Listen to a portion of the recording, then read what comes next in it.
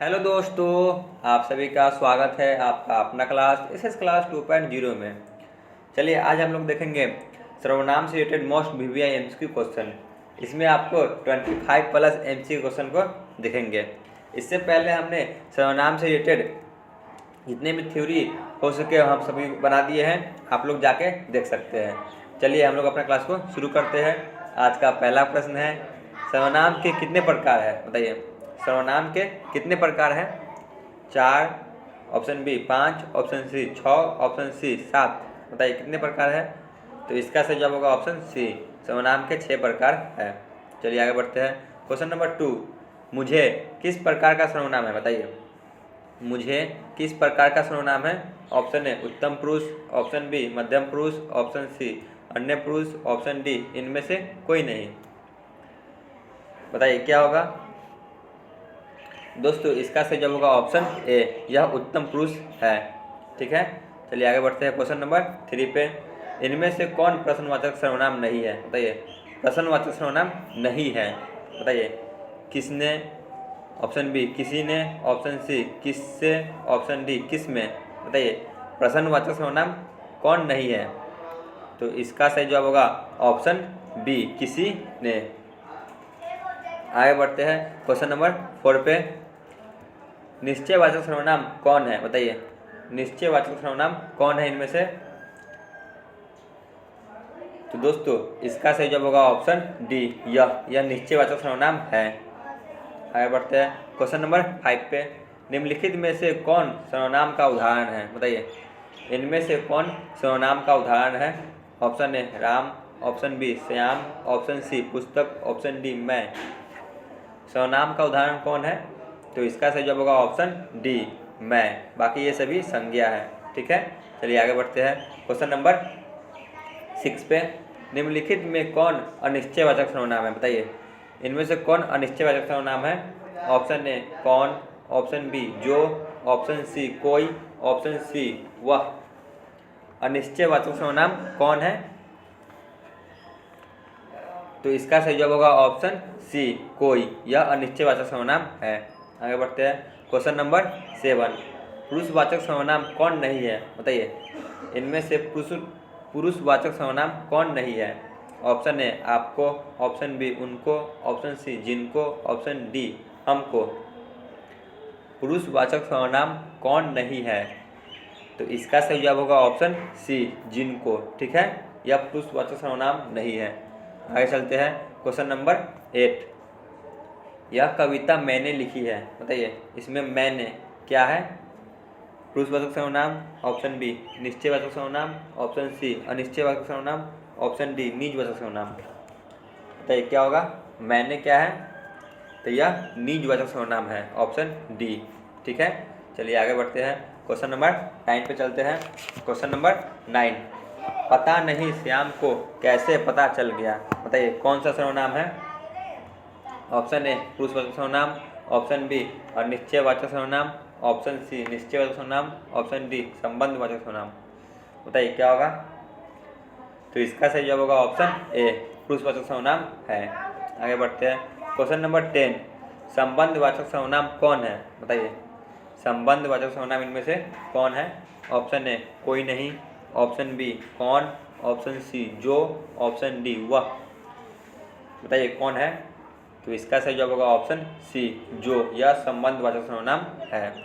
आगे बढ़ते हैं क्वेश्चन नंबर 11, निश्चयवाचक सर्वनाम इनमें से कौन नहीं है बताइए। निश्चयवाचक सर्वनाम कौन नहीं है? ऑप्शन ए जिनसे, ऑप्शन बी इससे, ऑप्शन सी उसको, ऑप्शन डी उसमें। बताइए निश्चयवाचक सर्वनाम कौन नहीं है? तो इसका सही जवाब होगा ऑप्शन ए जिनसे। ठीक है, चलिए आगे बढ़ते हैं क्वेश्चन नंबर 12 पे।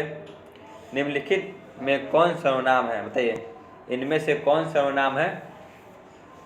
जल्दी बताइए इसमें से कौन सर्वनाम है? तो इसका सही जवाब होगा ऑप्शन डी तुम, यह सर्वनाम है। आगे बढ़ते हैं क्वेश्चन नंबर 13, इनमें कौन सर्वनाम के भेद है बताइए। इनमें से कौन सर्वनाम के भेद है? ऑप्शन ए संबंधवाचक, ऑप्शन बी द्रव्यवाचक, ऑप्शन सी भाववाचक, ऑप्शन डी जातिवाचक। बताइए सर्वनाम के भेद कौन है? तो इसका सही जवाब होगा ऑप्शन ए, संबंधवाचक सर्वनाम होते हैं ये सभी संज्ञा का भेद है। ठीक है, चलिए आगे बढ़ते हैं। क्वेश्चन नंबर 14, जिस सर्वनाम का प्रयोग बात कहने वाले के लिए हो उसे क्या कहते हैं? ऑप्शन ए उत्तम पुरुष, ऑप्शन बी मध्यम पुरुष, ऑप्शन सी अन्य पुरुष, ऑप्शन डी इनमें से कोई नहीं। बताइए क्या होगा?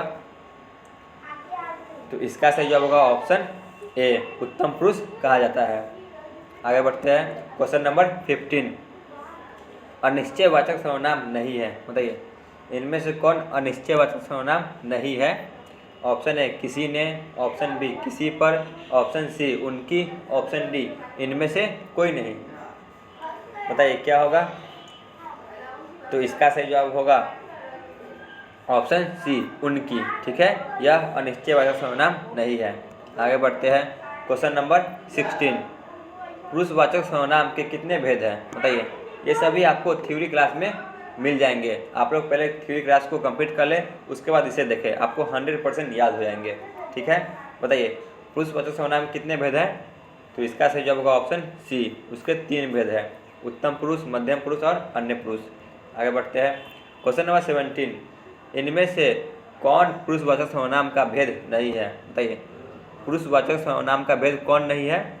ऑप्शन ए उत्तम पुरुष, ऑप्शन बी मध्यम पुरुष, ऑप्शन सी अन्य पुरुष, ऑप्शन डी निजवाचक। तो इसका सही जवाब होगा ऑप्शन डी, निजवाचक। यह सर्वनाम का भेद है लेकिन पुरुषवाचक सर्वनाम का भेद नहीं है।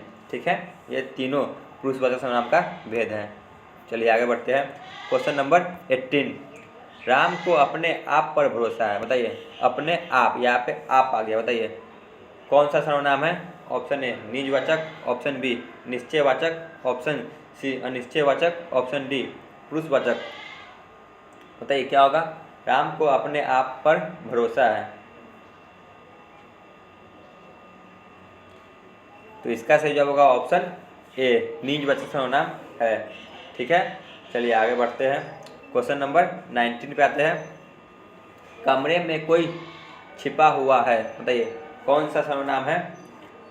ऑप्शन ए प्रश्नवाचक सर्वनाम, ऑप्शन बी संबंधवाचक सर्वनाम, ऑप्शन सी अनिश्चयवाचक सर्वनाम, ऑप्शन डी निजवाचक सर्वनाम।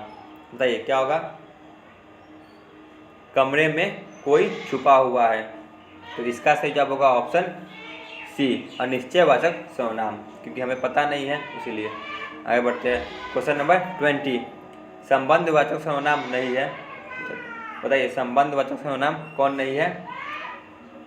ऑप्शन ए जिसे, ऑप्शन बी जिसने, ऑप्शन सी उसको, ऑप्शन डी जिसका। बताइए संबंधवाचक सर्वनाम कौन नहीं है?